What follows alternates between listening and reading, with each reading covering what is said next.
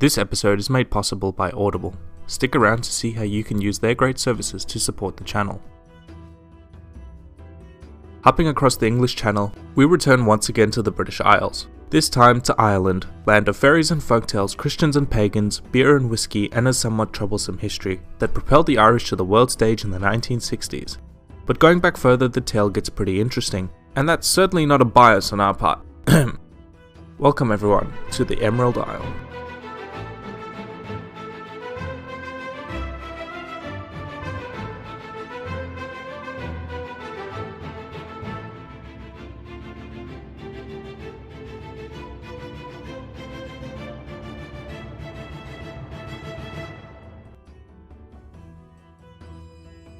Ireland as we know it today is a single island entity and has been united for almost its entirety.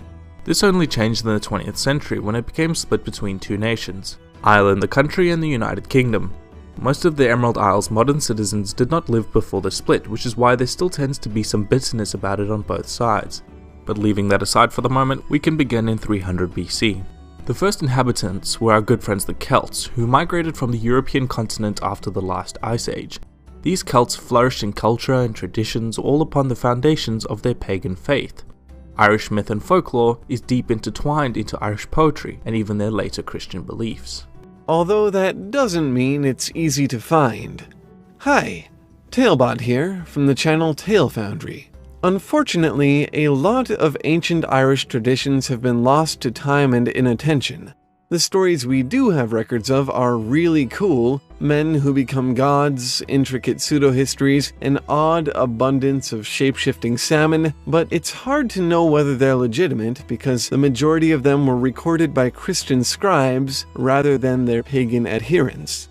On our show, we recently took a shot at unraveling the Irish mythological cycle and the mystery of why it isn't more popular. So, once you're done learning about Ireland's actual history, feel free to come discuss its pseudo-history with us. Thanks for the contribution, Tale Foundry. The Celts of Ireland called their land Eire after their matron goddess Eru.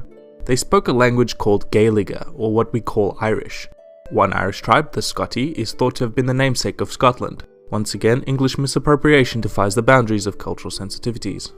Christianity made its way to Ireland from Rome and Britain, largely aided by the Bishop St. Patrick, who managed to convert the Irish from paganism to Catholicism when he wasn't busy chasing snakes. Ireland was raided and settled by the Vikings in the 8th century, setting up small towns that became cities like Dublin and Belfast, but the Vikings were fought off and replaced by the Normans, who arrived in 1167, creating what would be the Lordship of Ireland. Norman Ireland failed to control the entire island though, and many lords and kings existed in tandem with the Norman possessions. By the 1400s, Norman holdings were limited, aided greatly by the War of the Roses and the Black Plague, which killed far more Normans than Irishmen. This changed with King Henry VIII, who took a break from cutting up wives and churches to conquer the various Irish kingdoms.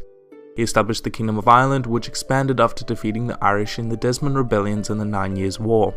In 1604, Ireland was united fully under English rule, and James I of the Scottish House of Stuart became the King of England, uniting all three kingdoms under one monarch. The British, however, were Protestants, and the Catholics of Ireland felt resentment having a Protestant as their ruler, and rebellions were frequent. To gain better control, English monarchs confiscated land from the lords and farmers and replaced them with Protestant English and Scots. The British hoped that settling Protestants in the area would help quell rebellions by having a population with a distinct British national identity. This worked most successfully in Ulster, where some counties formed majorities of Presbyterians. During the War of the Three Kingdoms, Ireland staged rebellions from British rule, but were defeated by both Oliver Cromwell and later William of Orange shortly after the Glorious Revolution.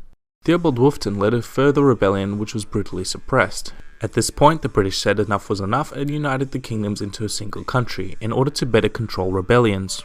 The Union was still heavily prejudiced against Catholics though, and this coupled with the Great Potato Famine caused millions to die and millions more to immigrate, most notably for Liverpool and the Americas. The economic hardship and poverty created the Home Rule movement, in which the Irish citizens demanded their own parliament, with the notable exception of Protestant counties in the north, who were pro-unionist and supported British rule. This surprised entirely no one, since most of these counties were descendants of the British colonists, who had confiscated the Irish lands a century earlier. Home Rule stalled during World War I, leading some Republicans to stage a rebellion known as the Easter Rising. The British attempted to grant home rule by splitting the island into two self-governing territories, Northern and Southern Ireland, both of whom were still part of the United Kingdom. Fighting continued, however, and the Irish Civil War ensued, with some supporting membership of the British Commonwealth as a free state and others supporting a full republic.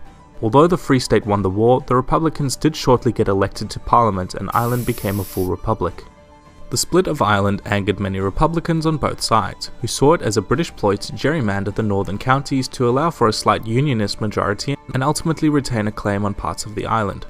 The anger also came to further intensify the religious divide, since most Catholics saw themselves as Irish and supported republicanism, and most Protestants were pro-union.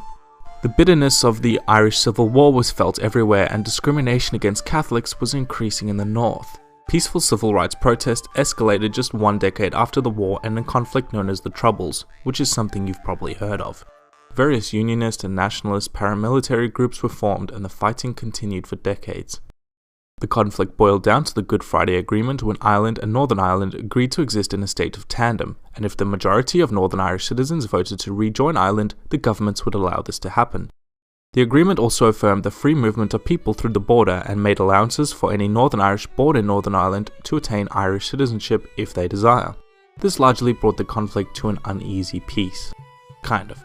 Ireland joined the European Union in 1973 along with the UK and Denmark. The island became very prosperous and economic growth became a large source of immigration. They replaced the old Irish pound with the euro in 1999. The island's prosperity was halted in the 2008 global financial crisis, which significantly reduced Ireland's wealth.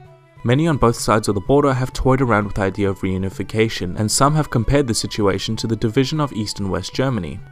Resistance to unification is said to be waning somewhat, even though some are still fiercely opposed. The discomfort of the division once again came to a head with the vote of Britain to leave the EU, angering many who don't want to see a border erected between the two parts of the island. The slim majority of the Northern Irish voted to remain within the EU, bringing up a degree of resentment to the UK for forcibly removing them from it. Talks about the reunification of Ireland began immediately, and the idea has shown growing support, especially with the Scottish intention on holding a second independence referendum. Some view Irish unification as inevitable as older generations pass for an increasingly more liberal world, and yet others too are skeptical. I guess only time will tell.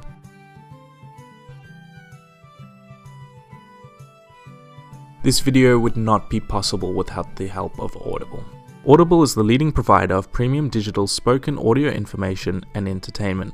They're absolutely unrivaled in their delivery of the widest variety of content of audiobooks and other spoken audio products. Signing up for Audible using their book credit service gives you access to their massive library of content, both short and long form, which you can listen to just about wherever you are, using your phone, computer, or tablet, or any other MP3 capable device. I've been a happy customer of Audible for quite a while now, and I'd say that easily 90% of the books I've consumed in the past 2 years has been using their service. If you're a fan of Ireland, why not check out The Norseman Saga Fingal by James L. Nelson. It is a series of novels that takes place in Ireland during the Viking Age, when the island was ruled over land and sea by the Norsemen. Audible is offering Sweeney viewers a free 30-day trial, which they can access by heading to audible.com/Sweeney or by clicking the link below, which includes a free audiobook to begin listening to at no cost to you. Audible is perfect for those long car, train, or plane journeys, and less cumbersome if you're not able to lug a book around wherever you are. That's audible.com/Sweeney or click the link below. Thank you so much to Audible and those who support. And hey, if you're curious about the talking robot who interrupted your history video, well, that is totally understandable. What Sweeney does here is amazing and pretty essential to what we do over on our channel, Tale Foundry. Where Sweeney investigates reality, we investigate fiction, such as world mythologies, and then use what we find to tell new stories. So if that excites your fancy, why not come and make stuff up with us? We'll see you there. Thank you so much for watching, everyone, and thank you all so much for the extra patronage from last month. As of writing the script, I'm more than halfway to the first goal. And for those wondering, the YouTube ad revenue still hasn't improved since the adpocalypse. So for those of you that want to help, please feel free to do so. Special thanks to Tale Foundry for their contribution. Their channel is really good. Please check them out. Until next time, everyone.